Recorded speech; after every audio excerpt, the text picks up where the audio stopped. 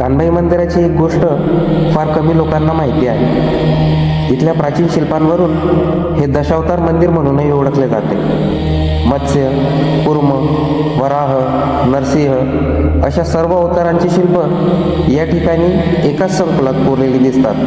इथे मोठ्या आरत्या नसतात, मोठी वाद्य नाही, पण इथे शांतता आहे आणि कधीकधी शांतता ही सर्वात मोठी पूजा असते. नमस्कार मित्रांनो, आज आपण आलो आहोत धुळे जिल्ह्यातील साक्री तालुक्यातील बळसाने या धार्मिक आणि ऐतिहासिक गावात. डोंगरांच्या कुशीतल्या या छोट्याशा गावात पहाटेची हवा थंड असते. धुकं जरा खाली उतरलेलं आणि दूरवर शांतपणे उभं असलेलं शेकडो वर्ष जुनं कानबाई देवीचं दगडी मंदिर पहिल्याच नजरेत काहीतरी वेगळं जाणवतं. कानबाई मातेला इथले लोक पार्वतीचा अवतार मानतात.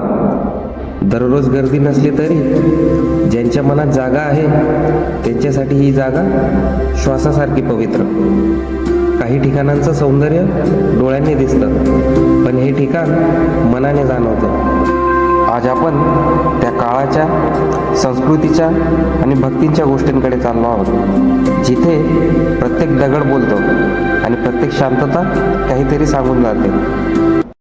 देवीचं मुख्य मंदिर पूर्ण दगडी आहे. मोठमोठे चौकोनी दगड एकमेकांवर इतक्या अचूकतेने रचलेत जणू त्या काळातील कारागिरांनी दगडांशी संवाद साधला असेल. मंदिराच्या सभोवती एकेकाळी जवळजवळ मंदिरांचा समूह होता. आज त्यापैकी बरीच मंदिरे भग्नावस्थेत दिसतात, पण त्या भग्नपणातही एक मातीचा अभिमान आहे. मंदिराजवळ एक सभामंडप आहे. त्याच्या भिंतीवर एक शिलालेख कोरलेला दिसतो. त्या शिलालेखावरून कानबाई देवीचं हे मंदिर इसवी सन 11 व 12व्या शतकात बांधलं गेलं असावं. हा शिलालेख म्हणजे फक्त दगडावरची काही अक्षरं नाहीत, हा त्या काळाच्या अस्तित्वाचा पुरावा आहे. कानबाई मंदिराची एक गोष्ट फार कमी लोकांना माहिती आहे. इथल्या प्राचीन शिल्पांवरून हे दशावतार मंदिर म्हणूनही ओळखले जाते. मत्स्य, कूर्म, वराह, नरसिंह अशा सर्व अवतारांची शिल्प या ठिकाणी एकाच संकुलात कोरलेली दिसतात.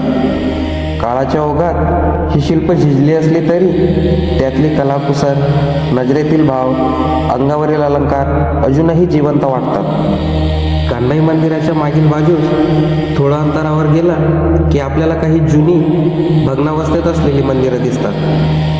मुख्य मंदिराभोवती असलेली ही भग्न मंदिरे, तुटलेले छप्पर, पडलेले दगड आणि झिजलेली कोरीव नक्षी. पहिल्या दृष्टीने ते फक्त अवशेष वाटतात, पण नीट ऐकलं तर त्यांच्यातून एक आवाज येतो. काळ बदलला पण आपण होतो. या भग्न मंदिरांमध्ये एक वेगळीच सुंदरता आहे, एक वेगळं सौंदर्य. जिथे शांतता जास्त बोलते तिथे गेलेल्या माणसाला जाणवतं की इतिहास कधीच मरत नाही, तो फक्त झोपतो. वेळ बदलला, गावं बदलली, लोकांची वर्दळ कमी झाली, पण कानबाई देवीची श्रद्धा ती तशीच जिवंत आहे. आजही लोक शांतपणे येतात, नमन करतात आणि आपल्या मनातील इच्छा देवीसमोर ठेवतात.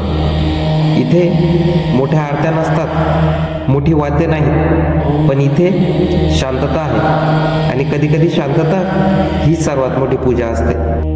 येथे म्हणून केवळ वास्तुशिल्प नाही तर सामाजिक व धार्मिक महत्त्वही आहे. स्थानिकांच्या म्हणण्यानुसार कानबाई देवीचा उत्सव श्रावण महिन्यात साजरा होतो.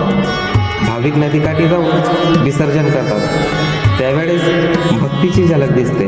कानबाई देवीचं हे मंदिर म्हणजे केवळ एक धार्मिक स्थळ नाही, तर या परिसराच्या इतिहासाचं, संस्कृतीचं आणि श्रद्धेचं प्रतीक आहे.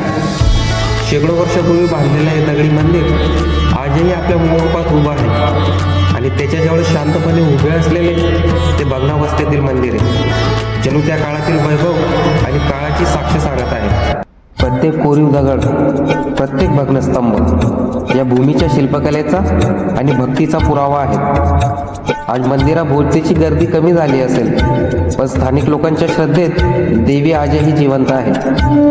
भाविक दरवर्षी इथे येतात, नमन करतात आणि शांतपणे आपल्या मनातील इच्छा देवीसमोर मांडतात. अशा पवित्र स्थळाकडे पाहताना आपल्याला जाणवतं, काळ कितीही पुढे गेला तरी श्रद्धा आणि संस्कृती या कधीही भग्न होत नाहीत. त्या दगडातूनही जिवंत राहतात.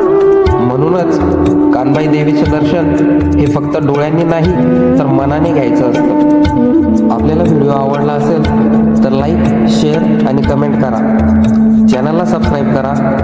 आपल्या परिसरात देखील असे स्थळ असतील तर आम्हाला कळवा, आपण नक्कीच भेट देऊ. कानबाई माता की जय.